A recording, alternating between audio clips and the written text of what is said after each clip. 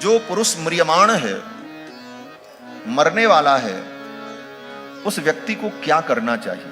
यत् श्रोतव्यम अथो जप्यम, उसे कुछ सुनना चाहिए अथवा किसी मंत्र का जप करना चाहिए। यत् कर्तव्यम निभि प्रभो स्मर्तव्यम भजनीयम वा ब्रूहि यद्वा विपर्ययम्, उसको किसी का भजन करना चाहिए, किसी का स्मरण करना चाहिए, क्या करना चाहिए? राजा परीक्षित यही एक प्रश्न करते हैं बस सुखदेव जी से कि एक मरने वाले व्यक्ति को क्या करना चाहिए। और इसी प्रश्न के उत्तर में सुखदेव जी ने राजा परीक्षित को पूरी कथा सुनाई। प्रश्न केवल एक है, मरने वाले व्यक्ति को क्या करना चाहिए। सुखदेव जैसा ज्ञानी जीवन में मिलना बड़ा दुर्लभ है। ऐसे महापुरुष हमें जीवन में मिले, ये भगवान की बहुत बड़ी कृपा का फल है। पहले तो सुखदेव जैसा महापुरुष मिलना बड़ा मुश्किल, और ऐसे महापुरुष मिले तो उनसे ऊट पटांग प्रश्न नहीं करना चाहिए, दुनियादारी के प्रश्न नहीं करने चाहिए, तत्व की जिज्ञासा करनी चाहिए। महाराज परीक्षित ने यह नहीं पूछा कि महाराज मैं बचूंगा कैसे, 7वें दिन तक्षक नाग काटे तो मैं कौन सी दवाई उपयोग में लाऊं, ये नहीं पूछा महाराज परीक्षित। परीक्षित ने यह पूछा कि मरने वाले को करना क्या चाहिए। सुखदेव जैसे संत जीवन में मिले तो उनसे तत्व की जिज्ञासा करो, संसार की बातें नहीं पूछनी चाहिए। अक्सर लोग महात्माओं के पास, सिद्ध पुरुषों के पास जाते हैं तो यही कहते हैं, महाराज हमारी फैक्ट्री कैसे चलेगी, बेटे की नौकरी कैसे लगेगी, हम बहुत बीमार रहते हैं, ठीक कैसे होंगे। बोले ये फालतू के प्रश्न महात्माओं के पास मत करो, ये सब करने के लिए तो तुमको भगवान ने बुद्धि दिया है और धन दिया है। दुनिया के सारे काम बुद्धि और धन से संपादित हो जाते हैं। पारमार्थिक कार्यों के लिए, पारलौकिक फल के लिए, आत्म कल्याण के लिए संतों के चरण में जाकर के जिज्ञासा करनी चाहिए, सांसारिक प्रश्न नहीं करना चाहिए। जिन्होंने संसार को दूर ही छोड़ दिया और सांसारिक इन चीजों को दुख का कारण समझकर उससे विरक्त हो गए, उन्हीं महात्माओं के पास जाकर के वही संसार की फिर बातें करना एक प्रकार से संतों का अपमान ही। उनके चरणों में जाकर तो तत्व की जिज्ञासा करो, प्रश्न करो भगवान कैसे मिलेंगे, भगवान का दर्शन कैसे होगा, हमारा मानव जीवन सफल कैसे होगा, मानव जीवन में मुझे करना क्या चाहिए। ऐसे प्रश्न महात्माओं के पास जाकर के करना चाहिए। राजा परीक्षित ने ऐसे ही प्रश्न किया। सुखदेव जी बड़े प्रसन्न हुए और सुखदेव जी ने राजा परीक्षित को साधुवाद दिया। एवमाभासित पृष्टः सराज्ञा लक्षणया गिरा प्रत्यभाषत धर्मज्ञो भगवान वादरायणी। वादरायणी श्री सुखदेव भगवान बोलने लगे। श्री शुक उवाच, और सबसे पहले सुखदेव भगवान ने राजा परीक्षित को साधुवाद दिया।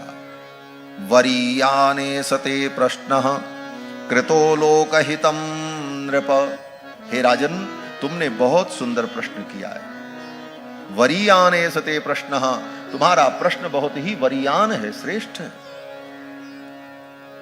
और ये प्रश्न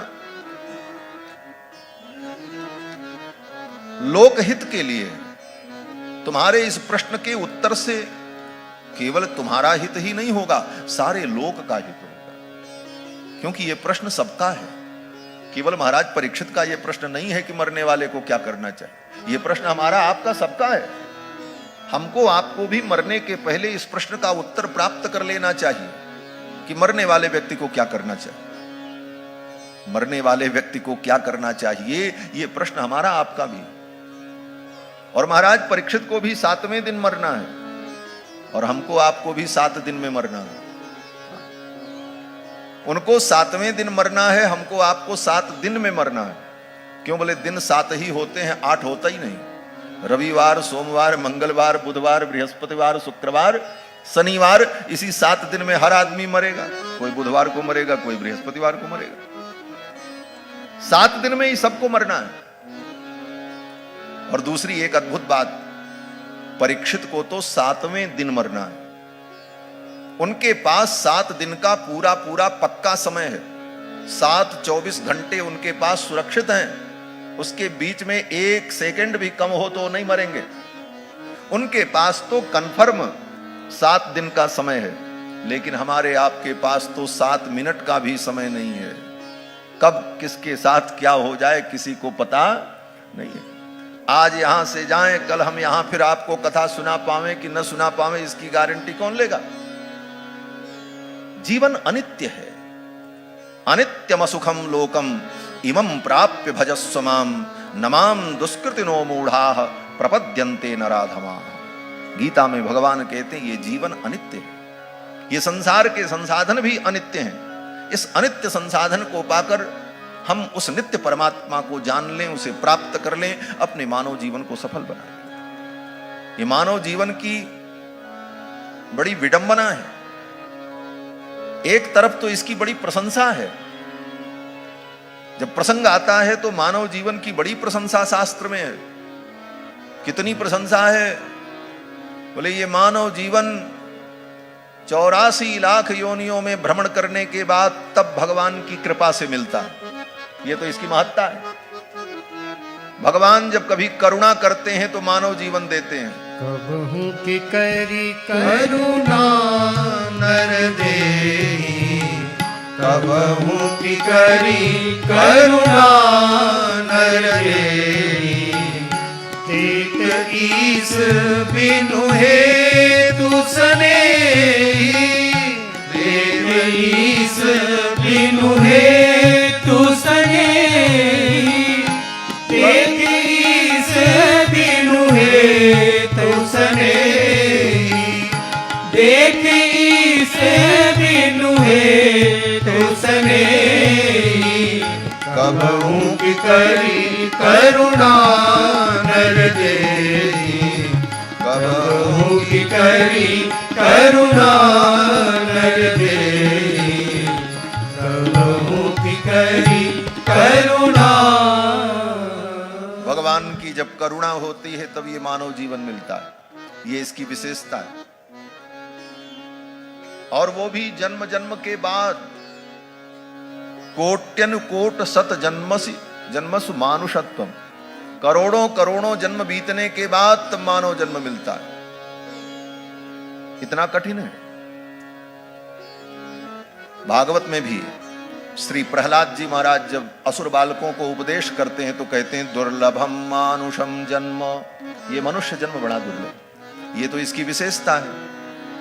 लेकिन इसकी एक जो खामी है, जो कमी है, वो कमी क्या है, बोले अध्रुवमर्थदम।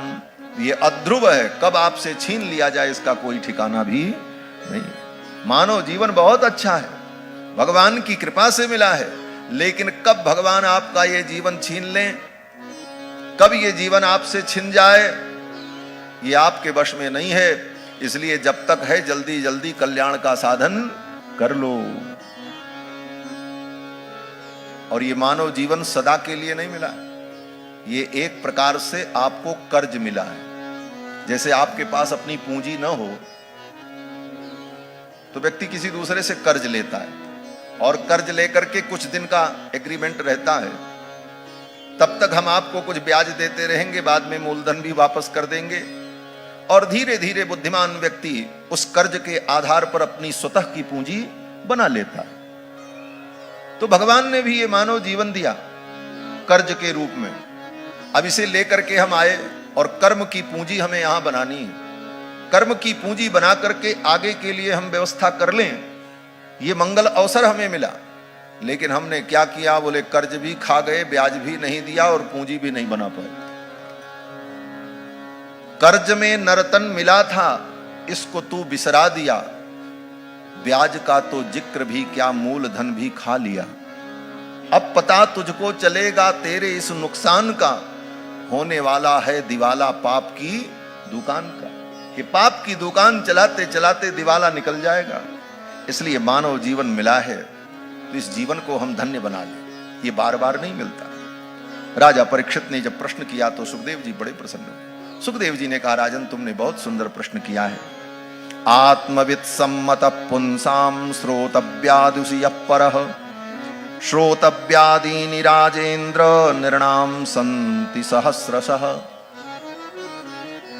सुखदेव जी कहते हैं राजन, सुनने के लिए तो हजारों विषय हैं।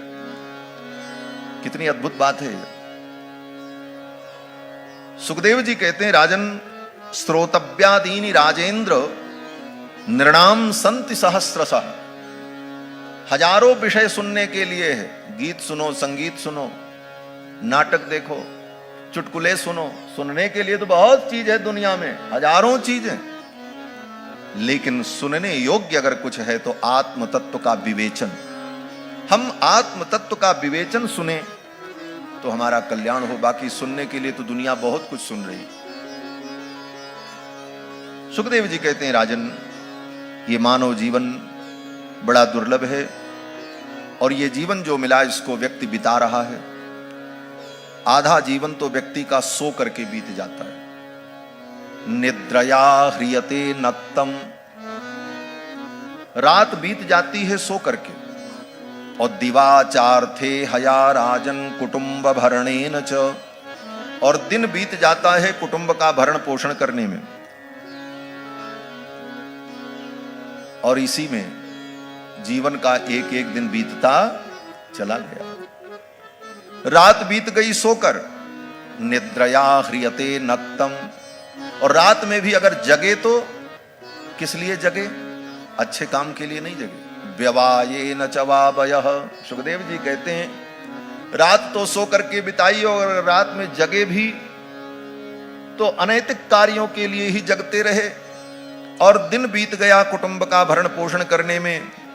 इसी प्रकार जीवन का एक एक दिन चला गया। तेषाम प्रमत्तो निधनम पश्यन् नपि न पश्यति। और रोज व्यक्ति देख रहा है संसार के प्राणियों को मरते हुए, फिर भी व्यक्ति को लगता हम नहीं मरेंगे, हमारे साथ ऐसा नहीं होगा। यही जीव का सबसे बड़ा अज्ञान है। जीवन तो बीतता चला जा रहा है, चली जा रही है उम्र धीरे धीरे।